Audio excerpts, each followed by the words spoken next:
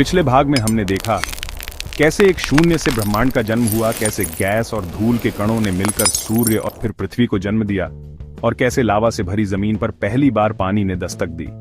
फिर धीरे धीरे जीवन ने करवट ली, एक कोशिका से लेकर करोड़ों जीव जंतुओं तक, और अब उस जीवन ने एक नई दिशा ली जिसका नाम है सभ्यता।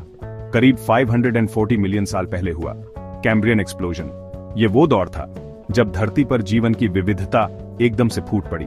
पहली बार बने हार्ड शेल्स, पहली बार इवॉल्व हुई कॉम्प्लेक्स स्ट्रक्चर्स, आंखें, मुंह, रीढ़ की हड्डी। समुद्र जीवन से भर गया था, मछलियां, केकड़े, जेलीफिश। यह धरती जीवन से पहली बार गूंजने लगी थी। पर अभी इंसान दूर था, बहुत दूर। धरती ने अब तक 5 बड़े मैस एक्सटिंक्शंस देखे हैं और हर बार लाखों प्रजातियां खत्म हो गईं। पहली एक्सटिंक्शन ऑर्डोविशियन सिल्यूरियन समुद्री जीवन का बड़ा हिस्सा नष्ट हुआ। दूसरी डेवोनियन रीढ़धारी प्रजातियां प्रभावित हुईं। तीसरी पर्मियन, अब तक की सबसे बड़ी 96% समुद्री प्रजातियां वाइप्ड आउट। चौथी ट्रियासिक डायनासोर युग की शुरुआत।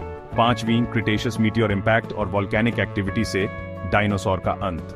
हर बार पृथ्वी टूटी, हर बार जीवन गिरा, पर हर बार एक नया अध्याय शुरू हुआ। डायनासोर के जाने के बाद पृथ्वी पर मैमल्स यानी स्तनधारियों का युग शुरू हुआ। छोटे छोटे जीव जो पहले छिपकर रहते थे अब जंगलों में दौड़ने लगे, और उनमें से ही कोई एक था हमारा पूर्वज। करीब 6-7 मिलियन साल पहले पहला ऐसा होमिनिड विकसित हुआ जो इंसानों जैसा खड़ा हो सकता था, और यहीं से शुरू होती है मानव जाति की यात्रा। करीब 3 लाख साल पहले अफ्रीका की धरती पर हुआ होमो सेपियंस का जन्म। यह सिर्फ एक और जानवर नहीं था, बल्कि सोचने, महसूस करने और सपने देखने वाला प्राणी था। उसने आग को अपनाया, शिकार किया, घरों का निर्माण किया, भाषा सीखी। फिर उसने आसमान की ओर देखा, चांद को देखा, तारों को गिना और ब्रह्मांड को समझने की कोशिश की। मानव जब स्थायी रूप से एक जगह बसने लगा, खेती करने लगा, तो शुरू हुई सभ्यता की कहानी। मेसोपोटामिया सबसे पुरानी सभ्यता, सिंधु घाटी योजनाबद्ध शहर, मिस्र पिरामिड और नील नदी, चीन कागज और बारूद। हर सभ्यता में एक चीज समान थी, संवेदना। लोग गीत गाते थे, कहानियां कहते थे, चित्र बनाते थे, मंदिर, मूर्तियां, प्रतीक बनाते थे, और यही बना संस्कृति।